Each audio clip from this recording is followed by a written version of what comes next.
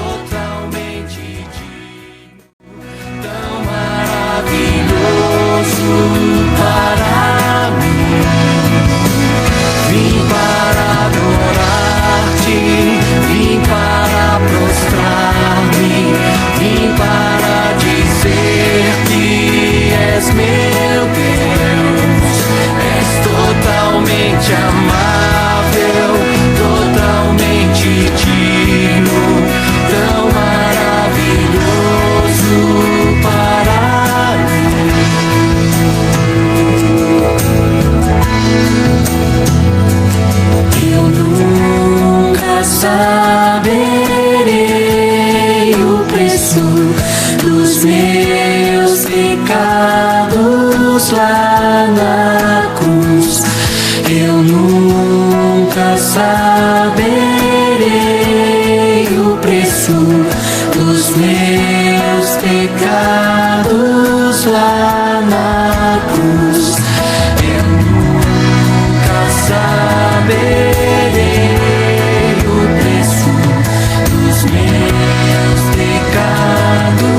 lá na cruz. Eu nunca saberei o preço dos meus pecados lá na cruz. Eu nunca saberei o preço dos meus pecados lá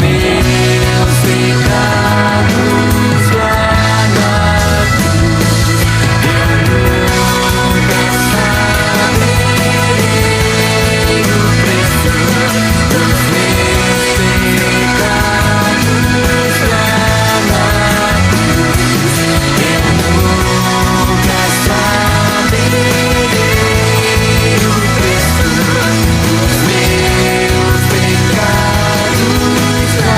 na cruz.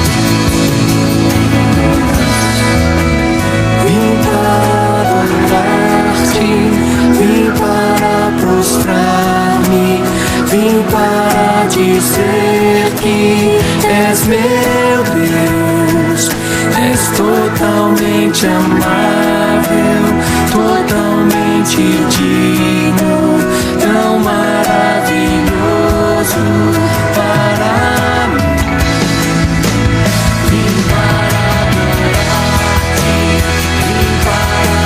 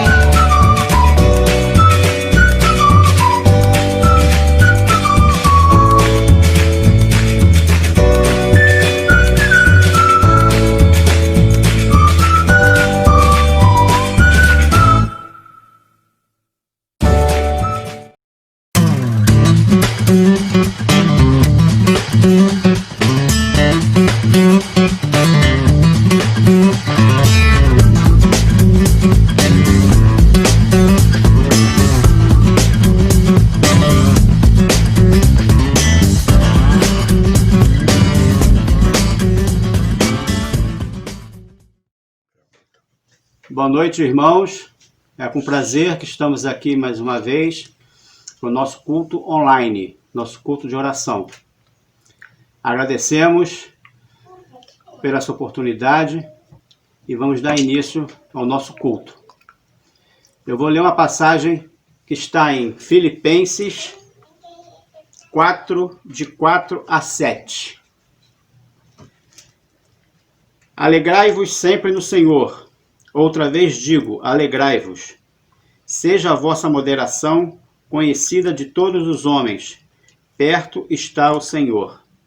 Não andeis ansiosos de coisa alguma. Em tudo, porém, sejam conhecidas diante de Deus as vossas petições, pela oração e pela súplica, com ações de graças.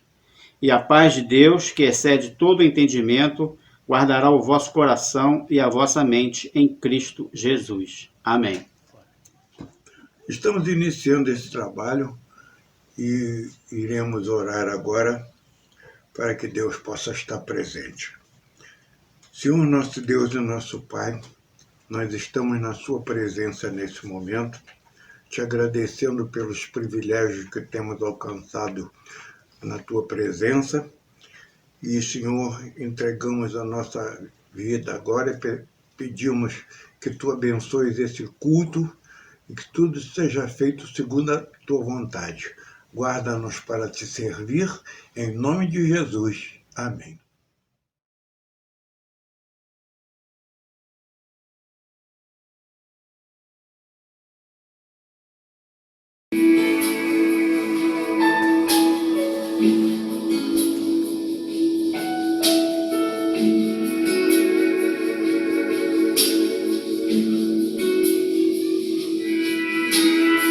Vai ficar tudo bem, o vento forte vai passar, dias vão, bênçãos vêm, a alegria vai chegar. Seu nome está mais uma vez no meu pedido de oração, e aos pés da cruz eu clamarei por tua vida, irmão.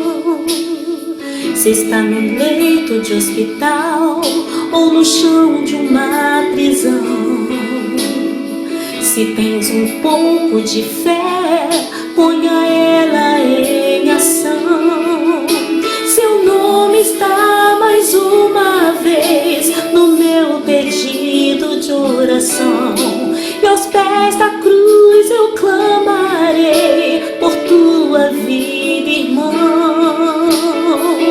Estou orando por você, as coisas vão mudar. Estou orando por você, eu não me canso de clamar. Estou orando por você, as coisas vão mudar. Estou orando por você, eu não me canso de clamar.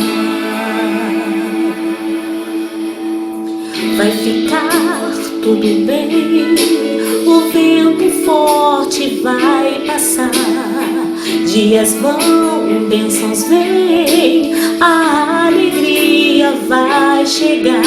Seu nome está mais uma vez no meu pedido de oração, e aos pés da cruz eu clamarei por tua vida, irmão.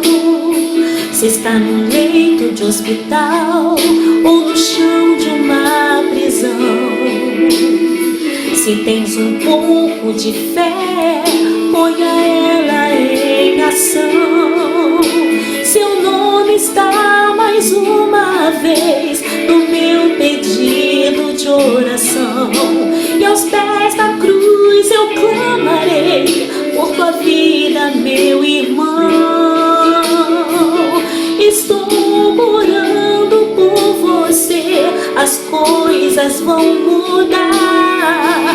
Estou orando por você, eu não me canso de clamar. Estou orando por você, as coisas vão mudar.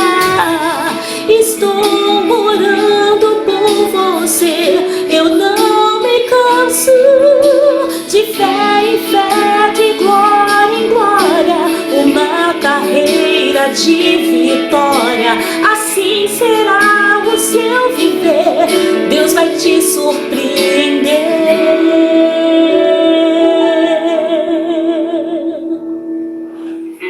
Estou orando por você, as coisas vão mudar. Estou orando por você, eu não me canso de clamar. Estou orando por você, as coisas vão mudar.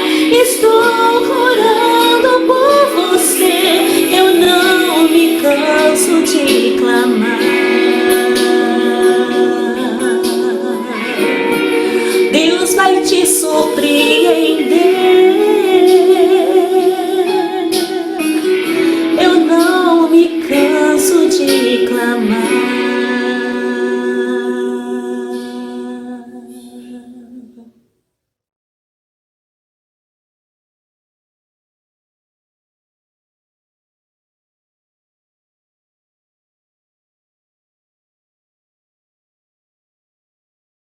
Faremos agora também a leitura de Salmos 47, de 7 a 11. 46, desculpa. O Senhor dos Exércitos está conosco, o Deus de Jacó é o nosso refúgio. Vinde contemplai as obras do Senhor, que as assolações efetuou a terra. Ele põe termo à guerra, até os confins do mundo quebra o arco e despedaça a lança, queima os carros no fogo. Aquietai-vos e sabei que eu sou Deus, sou exaltado entre as nações, sou exaltado na terra. O Senhor dos Exércitos está conosco, o Deus de Jacó é o nosso refúgio. Passamos Por que é tão importante orar? Você sabe o que faz o cristão crescer? A oração.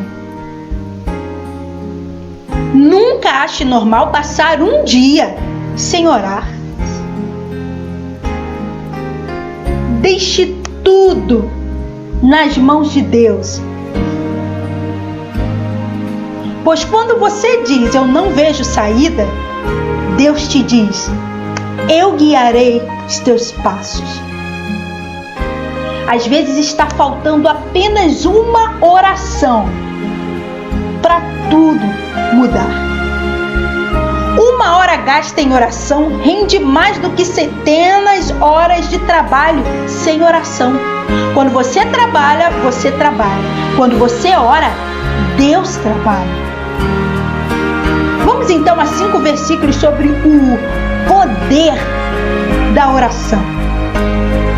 Não andem ansiosos por coisa alguma, mas em tudo pela oração e súplicas e com ação de graças apresentem seus pedidos a Deus.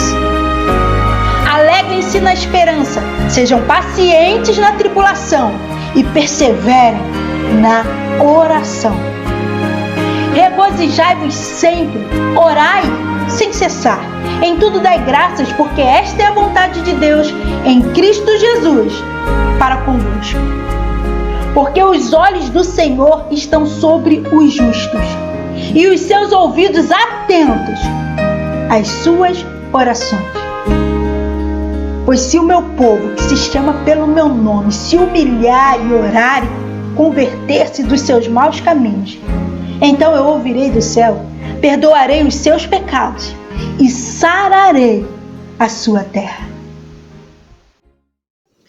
O momento de oração agora é pelas famílias, pelo sustento, pela provisão, gratidão, o cuidado de Deus por nós, os profissionais na linha de frente da pandemia, os pastores, a igreja e a nação. Pai querido, Pai amado, nós te agradecemos, Senhor Deus, por mais um dia, Senhor Deus, de vida, Senhor Deus, de conquistas realizadas, ó Pai querido. Graças te damos, Senhor Deus, porque tem estado conosco, ó Pai querido, nos livrando, Senhor Deus, na medida do possível, Pai querido. Pai querido, venhamos agora pedir pela sua igreja, que o Senhor cuide de cada um de nós, Senhor Deus, dos enfermos, ó Pai querido. Cuide também dos nossos pastores, ó Pai querido, do nosso sustento, da obra da igreja, Pai querido. Que o Senhor esteja na frente, Senhor Deus, tomando conta de tudo em nossas vidas, ó Pai. Que demos, Senhor, a prioridade, Senhor Deus, a Ti. Pai querido, nós rogamos também, Senhor Deus, pelo livramento, Senhor Deus, que tem nos dado, Senhor Deus, dessa pandemia. Graças te damos, Senhor Deus, por tudo, ó Pai querido. Ser também com os profissionais na linha de frente de trabalho, ó Pai querido. Vai dando a eles, Senhor Deus, disposição, Senhor Deus, e proteção, Senhor Deus, para não contrair a doença, ó Pai. Nós pedimos em nome de teu Filho amado Jesus Cristo. Amém.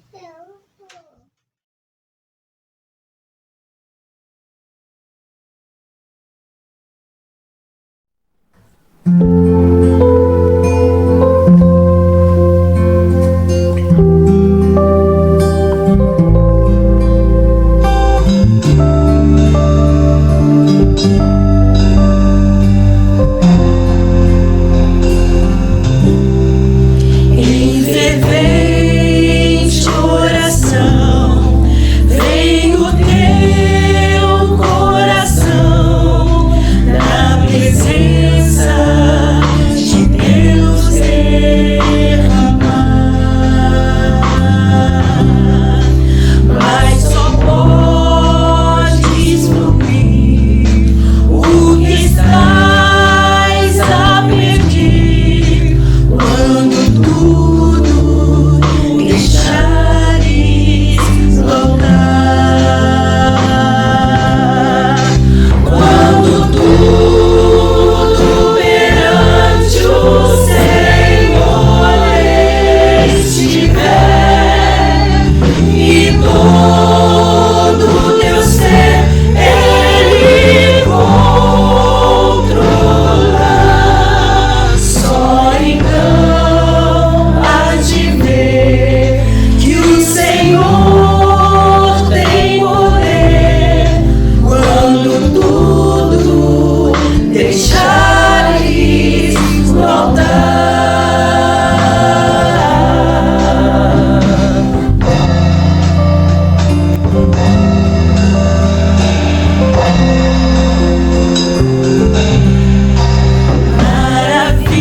Maravilhas de amor te fará o Senhor, ardendo coração que aceitar. Seu imenso poder te virá socorrer quando tudo deixares voltar.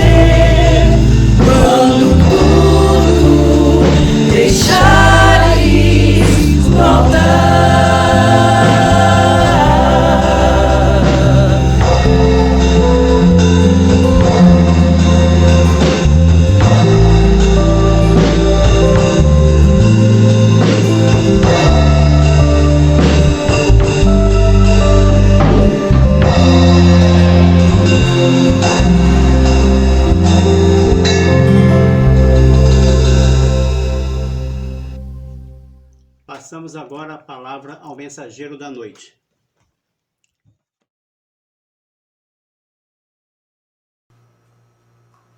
Graça e paz da parte de Cristo Jesus.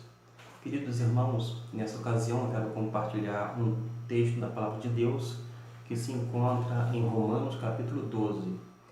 Vamos fazer a leitura dos 2 versículos iniciais. Diz assim: Rogo-vos, pois, irmãos, pela compaixão de Deus, que apresenteis os vossos corpos como sacrifício vivo, santo e agradável a Deus, que é o vosso culto racional. E não vos conformeis a este mundo, mas transformai-vos pela renovação da vossa mente, para que experimenteis qual seja a boa, agradável e perfeita vontade de Deus. Que Deus, portanto, abençoe a sua palavra lida aos nossos corações. Amém. A carta do apóstolo Paulo é uma espécie de manifesto cristão, manifesto da liberdade por meio de Cristo. Quando a gente começa a ler as páginas da carta paulina direcionada à igreja em Roma, nós vamos ver uma liberdade da ira divina. De alguma forma, e maravilhosa, através do sacrifício de Jesus realizado na cruz do Calvário, a ira divina foi aplacada. E por isso a gente tem essa libertação da ira divina. Temos também a libertação da alienação. O homem estava distanciado de Deus, num estado de inimizade, e por causa do que Jesus fez, o homem passa a ser reconciliado com Deus. Uma outra libertação se refere à condenação da lei de Deus. Por isso, nós que estamos em Cristo Jesus não sofremos, não tem nenhum tipo de condenação, porque nós somos justificados pela fé. Há também uma alienação do medo da morte. O crente, ele não teme a vida, muito menos a morte. Ele não tem medo de morrer, porque nada pode nos separar. A morte sequer tem essa possibilidade de separar-nos do amor de Deus. E, por fim, eu menciono a libertação do próprio ego. O homem que vivia para si mesmo, agora liberto por Cristo Jesus, passa a viver para Deus e para as outras pessoas. O apóstolo Paulo, portanto, ele fala muito sobre libertação nesta carta, principalmente nos primeiros capítulos, e é uma libertação para o crente se dedicar em amor ao serviço de Deus e aos outros. No capítulo 11, versículo 33 até o 36, consta um hino de adoração. Alguém disse que o apóstolo Paulo ficou muito entusiasmado com todo o conteúdo doutrinário, aquela revelação da parte de Deus, e ele então louva ao Senhor com toda a sua alma, de todo o seu coração, e por isso ele expressa da seguinte forma: ó profundidade das riquezas, tanto da sabedoria como da ciência de Deus, quão insondáveis são os seus juízos e quão inescrutáveis os seus caminhos, pois quem jamais conheceu a mente do Senhor, ou quem se fez seu conselheiro, ou quem lhe deu primeiro a ele para que lhe seja recompensado? Porque dele e por ele e para ele são todas as coisas. Glória, pois, a ele eternamente. Amém. Essa doxologia é encontrada justamente aqui, porque o apóstolo Paulo, nos 11 capítulos, ele menciona sobre a doutrina. Eu gosto sempre de dizer que a doutrina não é uma camisa de força. A doutrina é uma bênção para o crente em Jesus, porque é uma manifestação bondosa da parte de Deus para conosco. E o apóstolo Paulo, ele ficou realmente maravilhado com todo o elemento doutrinário proveniente de Deus. O louvor do apóstolo Paulo nutre-se das Escrituras Sagradas. Tanto é que nesses versículos 33 até o 36, está repleto de fraseologia do Antigo Testamento.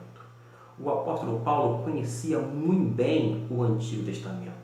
Hoje nós temos tanto o Antigo quanto o Novo Testamento e precisamos conhecê-lo na íntegra. Nós precisamos realmente ler a palavra de Deus, meditar, fazer um ensino sistemático, criterioso, a fim de aproveitar o máximo da palavra de Deus, porque é um tesouro enorme, muito precioso e que vale a pena ser conhecido pelos crentes em Jesus e da mesma forma ser anunciado às outras pessoas para que elas possam também se deleitar com a palavra de Deus.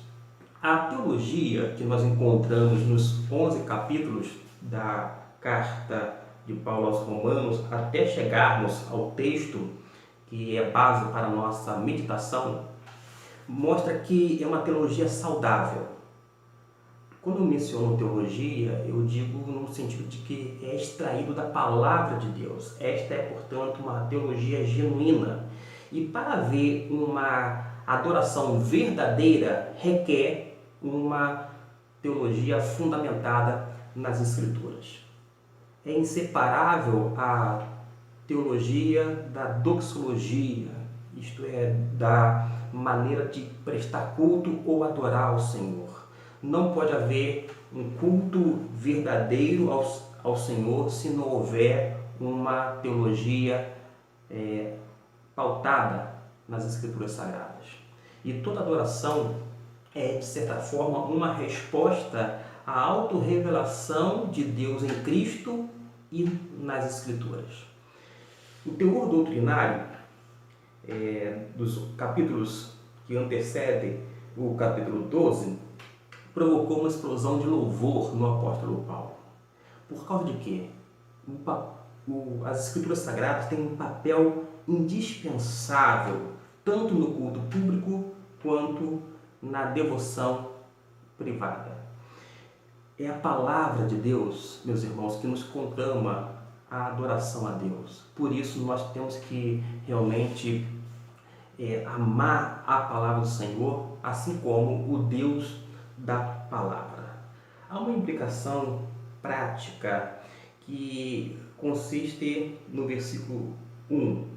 Menciona assim: rogo-vos, pois, irmãos, pela compaixão de Deus. Em outras versões, pelas misericórdias de Deus. Eu quero salientar que oferecer o nosso corpo a Deus por causa da misericórdia deve ser a nossa atitude. Esse sacrifício vivo que o Senhor requer, isso é possível através de um coração grato.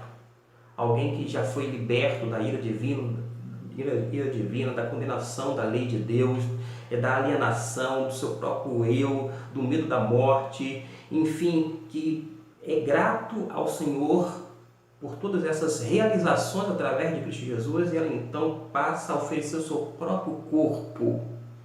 E isso é muito importante, esse elemento de gratidão em nossos corações.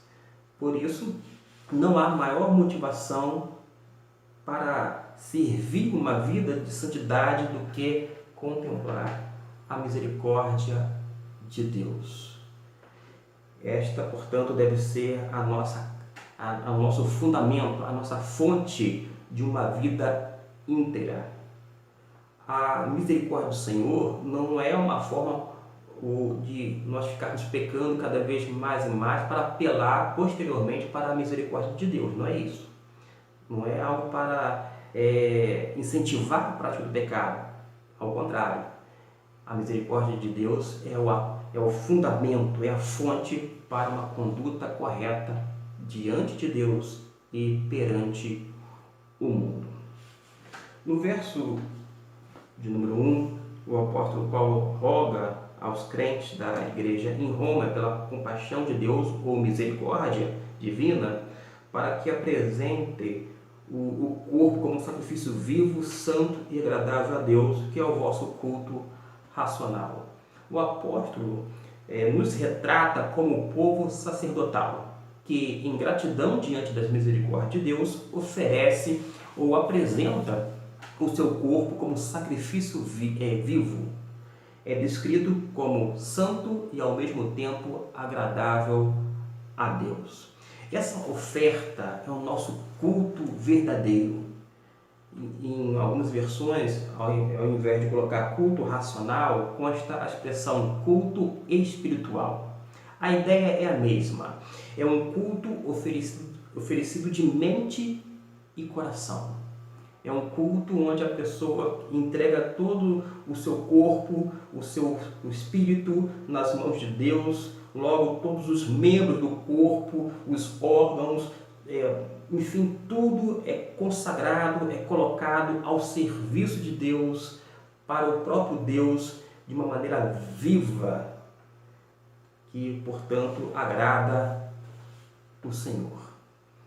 É para ser prestado não apenas nos cultos, em local público, como no prédio da igreja, onde a igreja se reúne, mas principalmente no dia a dia, na vida do lar, no mercado de trabalho, quer na escola, quer na faculdade, enfim, nos locais onde nós estamos inseridos na sociedade.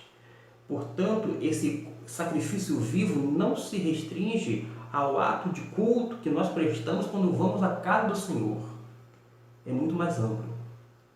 É para toda a nossa vida, em todos os momentos, todo santo dia.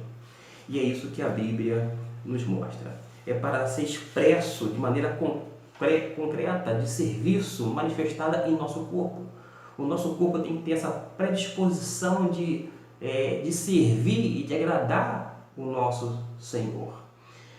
O capítulo 8, versículo 13, diz algo muito importante, porque esse sacrifício vivo vai incluir a mortificação dos atos errôneos de nosso corpo. Diz assim o verso 13 do capítulo 8: porque se viverdes segundo a carne, haveis de morrer, mas se pelo Espírito mortificardes as obras do corpo, vivereis.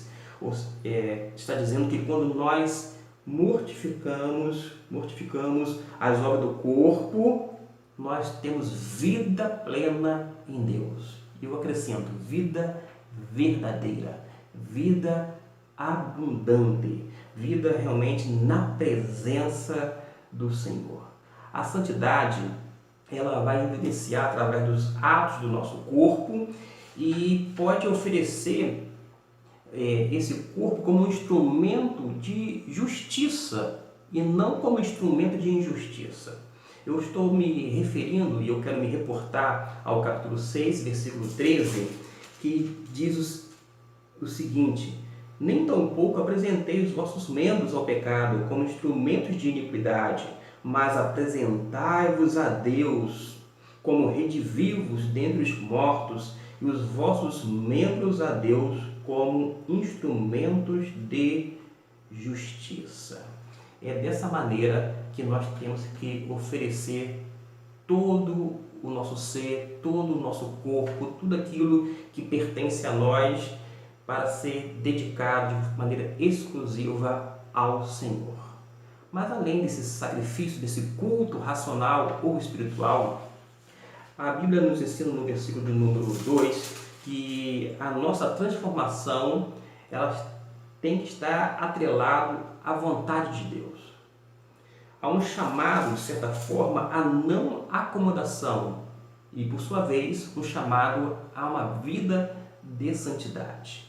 Nós não podemos, de acordo com o versículo de número 2, nos acomodar em relação à cultura, muito menos em relação aos valores da nossa época, mas nós temos que ser transformados.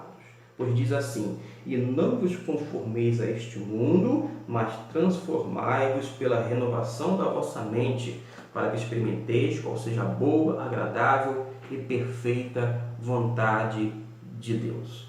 Em outras palavras, nós não podemos permitir que o mundo venha nos espremer para dentro dele, dentro do seu próprio molde, mas tem que deixar que Deus venha nos remodelar as mentes a partir do nosso interior. É isso que a Bíblia nos ensina. Nós não podemos, irmãos, adotar padrões externos. Nós temos que deixar os valores transitórios do mundo de lado e encarnar os valores do reino de Deus. Os ensinos de Jesus são ensinos preciosos, são ensinos simples e ao mesmo tempo profundos.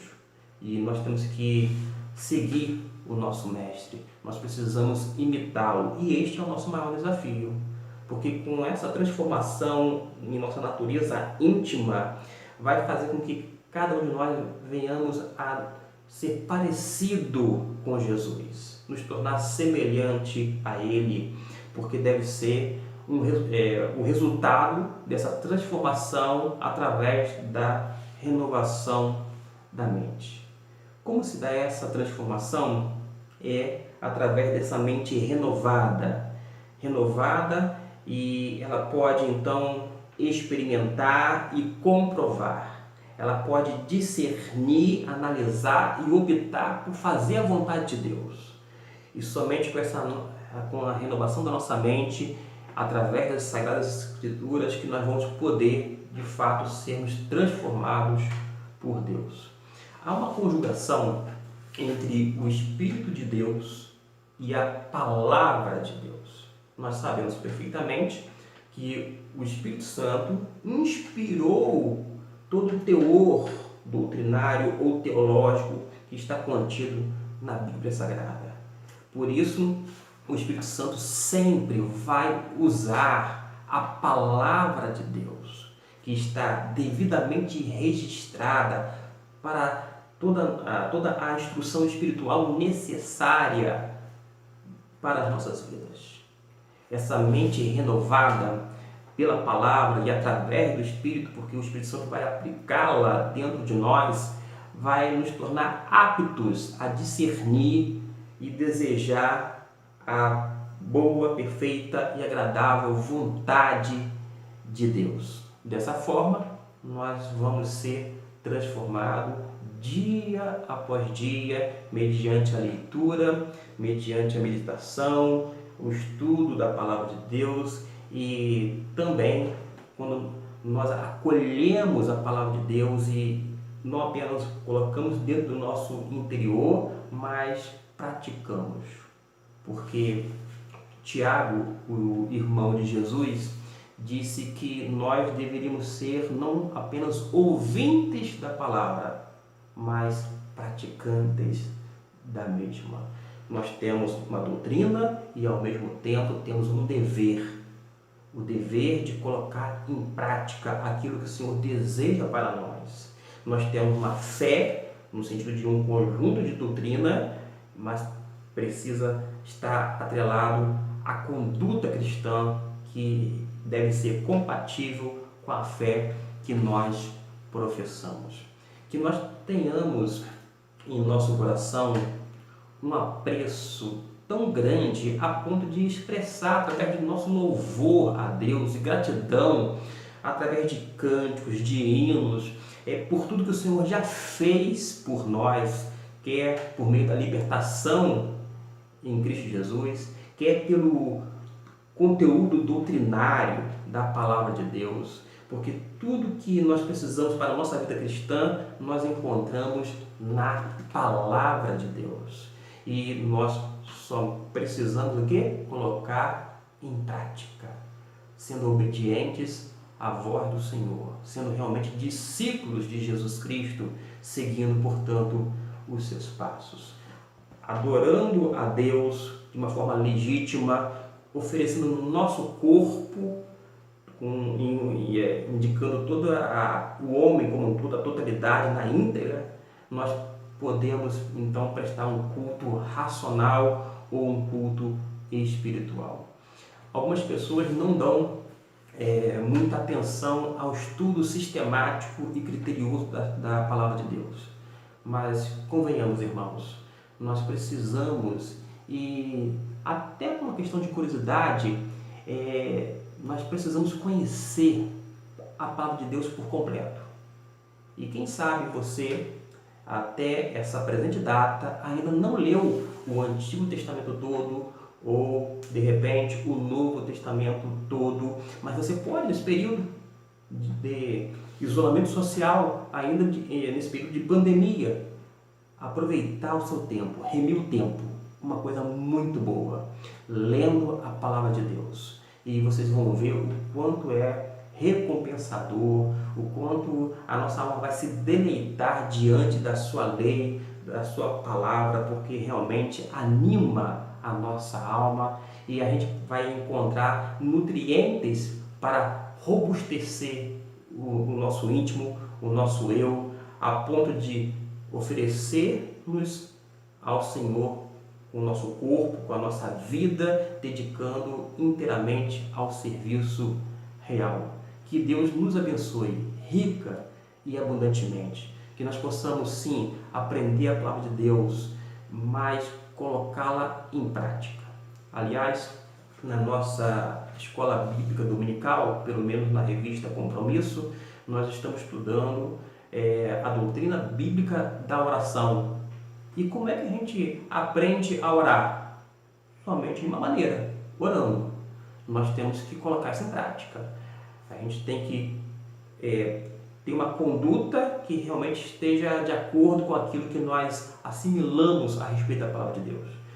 No que tange a doutrina bíblica de oração, não vai adiantar de nada, digamos assim, a gente aprender tanta coisa, mas perder o principal, a praticidade de realmente praticar aquilo. Então a melhor coisa a fazer é orar ao Senhor para realmente, digamos assim, passar na prova e ser, portanto, aprovado pelo Senhor, uma vida realmente que envolva tanto o crer quanto o ser. Porque uma vez sendo filho de Deus, nós vamos desejar orar ao Senhor. Uma vez sendo filho de Deus, nós vamos nos apegar à palavra de Deus e ter estima, ter não apenas admiração, mas ter uma preocupação de saber cada vez mais e mais a respeito da palavra. E dessa forma, a nossa mente será transformada pela renovação da nossa mente. Que Deus, portanto, nos abençoe rica e abundantemente. Amém.